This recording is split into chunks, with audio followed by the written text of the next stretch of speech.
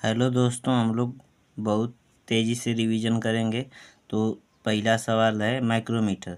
Micrometer का होता है मान 10⁻⁻6 मीटर। आवेश का कूलाम, विस्थापन का मात्रक मीटर, समान भौतिक राशियाँ होती हैं कार्य और ऊर्जा की। और प्रकाश वर्ष जो है दूरी का मात्रक है, प्रतिरोध का मात्रक है ओम, प्रतिबल का मात्रक है न्यूटन मीटर स्क्वायर। और विद्युत धारा का मात्रक है एम्पियर, शक्ति का मात्रक है वाट, दाब का मात्रक है न्यूटन मीटर स्क्वायर।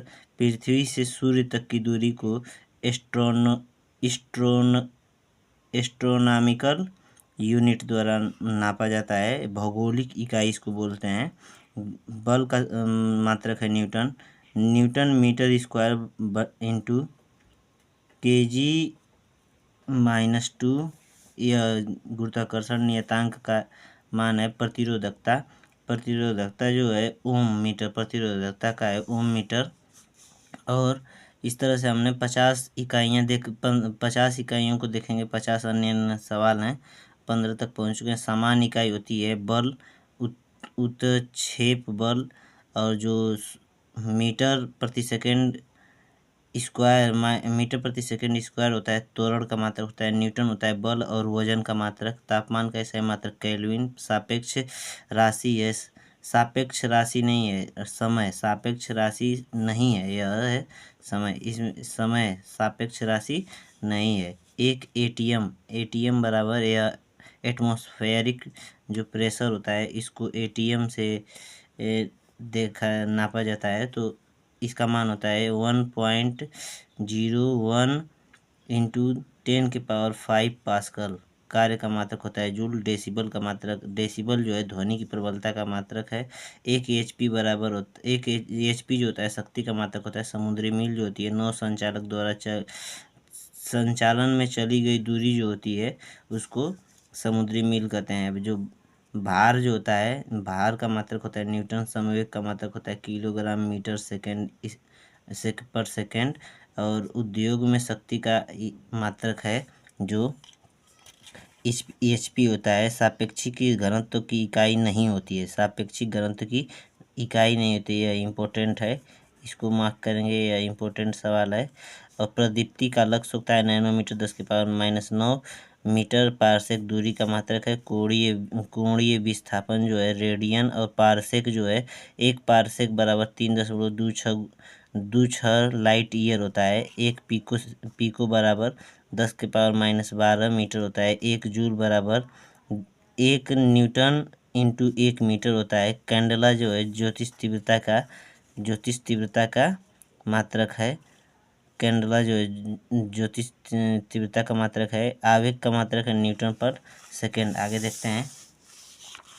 आगे है जो यह सदिशों को जो रिजल्टेंट सदिश होता है, जो परिणामी सदिश होता है उसका फार्मूला होता है करड़ी में a² + b² + 2ab cos theta, जहाँ पर cos थीटा का मान -1 और +1 से के बराबर या कम भी हो सकता है। ये फार्मूला आप लोग याद रख लेंगे। अधिकतम ऊंचाई जो होती है जब किसी भी पिंड को प्रक्षेप्य गति में फेंका जाता है तो अधिकतम जो दूरी होती है, अधिकतम दूरी तय की गई दूरी, ऊंचाई नहीं है, दूरी जो होती है u²/2g होता है यदि 45 डिग्री पर फेंका जाए तब। विस्थापन और दूरी में जो अनुपात होता है वह 1 के बराबर या 1 से कम हो सकता है। हो सकता नहीं है, क्योंकि विस्थापन जो है कभी भी दूरी से कम ही चली जाएगी। और जो है यह समय और वेग में जो ग्राफ है, इस तरह का ग्राफ जो एक समान समय, एक वस्तु एक समान वेग से चल रही है, एक समान वेग से समय भी धीरे धीरे बढ़ रहा है, वस्तु का वेग यहीं पर रुका है और वस्तु चलती जा रही है। इसमें जो है इस तरह के सवाल में ग्राफ दे देगा और पूछेगा कि इसमें जो इस कार का एक कार है A, B, C और D, तो इसमें कौन सी कार सबसे तेज चल रही है? तो D वाली कार सबसे तेज चलेगी, क्योंकि D अधिक समय ले रही है और दूरी कम चल रही है। अधिक समय ले रही है और दूरी कम चल रही है, अधिक समय दूरी कम। तो जो अधिक समय लेगा, दूरी कम चलेगा, उस कार की रफ्तार जो है धीमी हो जाएगी। नकारात्मक जो तत्व नकारात्मक त्वरण जो होता है उसकी दिशा विपरीत वेग के विपरीत होती है। और समवेग जो होता है, समवेग का फार्मूला होता है एम बी होता है। यदि दूरी 0 हो तो विस्थापन भी 0 होगा। विस्थापन में परिवर्तन की दर को वेग कहते हैं। ब्राउनियन गति की खोज रॉबर्ट ने की थी। तत्कालिक वेग और औसत वेग तब बराबर होंगे जब त्वरण शून्य होगा। मुक्तावस्था में 47 है। मुक्तावस्था में गिरती हुई वस्तु द्वारा तय की गई दूरी जो है समानुपाती होती है गिरने के समय के वर्ग के। जितने समय में गिरेगी उसका वर्ग कर देंगे और उसकी द्वारा जो दूरी है वही होगी। वेग समय ग्राफ में समय अक्ष के समानांतर है तो वेग वस्तु नियत वेग से चल रही है। यहाँ पर देखेंगे, यदि वेग समय ग्राफ, यहाँ पर वेग लिखेंगे और यहाँ पर समय।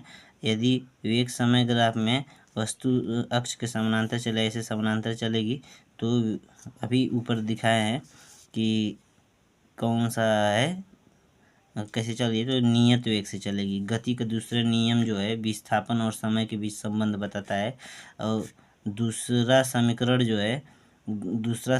जो है यस बराबर U T plus half A T square होता है। त्वरण जो है का फार्मूला होता है वेग में परिवर्तन बटे समय। वेग परिवर्तन की दर को ही त्वरण कहते हैं। जब धनात्मक त्वरण होगा तब वेग बढ़ेगा, जब ऋणात्मक त्वरण होगा तो वेग घटेगा। और शून्य में समान रूप से गिरने वाली वस्तु का त्वरण समान होता है। यदि कोई वस्तु शून्य में समान रूप से गिरे तो त्वरण उसका सामान्य होगा। अगला देखते हैं। अगला है 54 नंबर। वाहन की गति का मापने के लिए ताक्षणिक चाल का प्रयोग करते हैं। वेग समरूप कहा जाता है जब वेग दिशा दोनों के मान नियत हों। वृत्तीय गति में चाल अचर और वेग चर होता है। और त्वरण का फार्मूला होता है D square yes into D T square.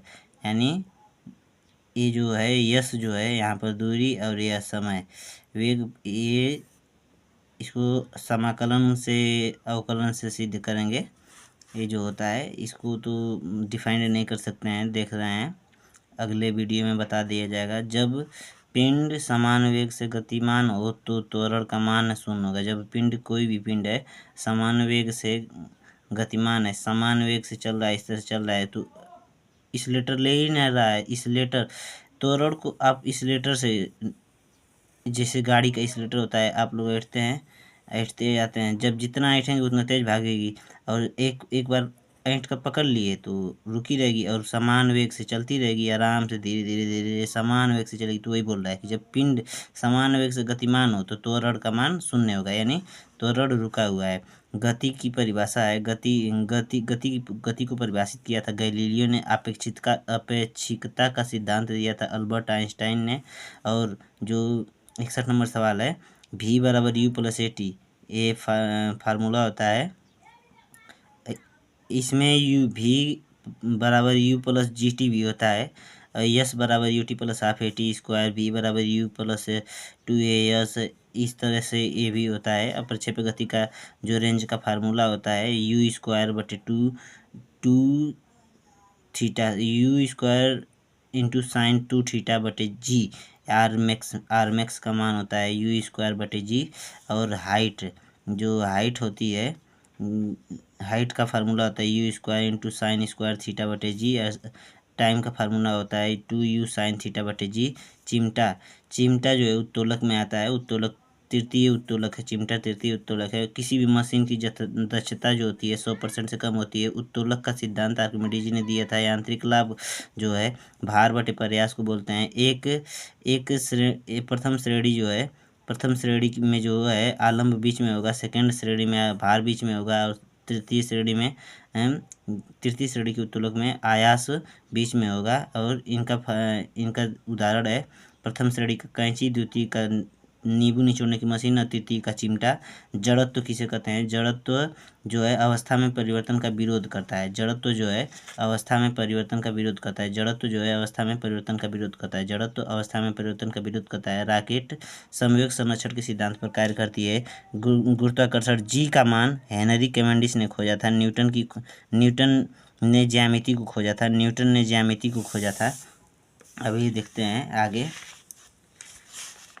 आगे 76 नंबर जो है गति के सेकंड नियम जो है विस्थापन और समय के बीच बताता है। उत्प्लावन बल का सिद्धांत दिया था आर्किमिडीज ने। बंदूक का पीछे हटना है। न्यूटन का तृतीय नियम F बराबर m में बल का फार्मूला होता है। वेग में परिवर्तन की दर को समवेग कहते हैं। पृथ्वी की सतह पर जी के कारण जो त्वरण होता है उसका मान होता है m/r², यानी m द्रव्यमान r। एक सेकेंड एक परिभाषा फर्स्ट में जो है बल की परिभाषा, सेकेंड में सूत्र दिया है, थर्ड में प्रकृति, द्रव्यमान जो है द्रव्यमान स्थान बदलने पर नहीं बदलता, गेंद टकरा कर वापस आती है। तृतीय नियम के अनुसार जो है 85 वाला है जो कार में ब्रेकिंग पैड जो है घर्षण का सकारात्मक उदाहरण है। कार अचानक चली, अगर कार अचानक चल रही है तो यात्री गिर जाएगा, यह प्रथम नियम है। और दो पिंडों के मध्य सदैव जो है समान विपरीत होता है। बल जो है सदैव समान और विपरीत होता है। घर्षण द्वारा किया गया कार्य ऋणात्मक होता है। बल वस्तु की स्थिति की गति में बदलती है या प्रयास करती है। जो बल जो है किसी वस्तु की स्थिति को बदल देगा या बदलने का प्रयास करता है। झूले पर बैठे लड़के की गति आवर्ती गति होती है। नाव से कूदते समय नाव का पीछे जाना न्यूटन के तीसरे नियम का उदाहरण है। रॉकेट का उड़ना न्यूटन के तीसरे नियम का उदाहरण है। रॉकेट न्यूटन के गति का नियम दिया था 1687 में। न्यूटन के सेकेंड लॉ का जो नियम है समवेग में परिवर्तन है। एक वस्तु को दो तरफ से खींचने पर जो उत्पन्न बल होता है उसे खिंचाव बल कहते हैं। यदि गतिमान वस्तु पर कोई बल न लगे तो वह कैसे रुकेगी? तो वह अपने घर्षण बल से रुकेगी। तो धन्यवाद दोस्तों। आप लोग इस तरह की वीडियो को यदि पसंद करते हैं तो चैनल को सब्सक्राइब कर लें, और ऐसी वीडियो जो बहुत तेज़ी से और छोटी छोटी रहेंगी और इसमें क्वेश्चनों की संख्या अधिक रहेगी और बहुत इफेक्टिव क्वेश्चन रहेंगे जो आपके एग्ज़ाम में सहायता करेंगे। तो मैं आपसे गुजारिश करूंगा कि आप लोग चैनल को सब्सक्राइब करें और वीडियो को लाइक शेयर करें। मैं अभी नया वीडियो बना रहा हूं क्योंकि इसमें थोड़ी गलतियां होंगी, और यदि गलतियां हों तो उसको आप लोग अपना सजेशन दें कि मैं कहाँ गलती कर रहा हूं और कौन सी गलती कर रहा हूं, आप उसमें बताने का कष्ट करें। धन्यवाद दोस्तों।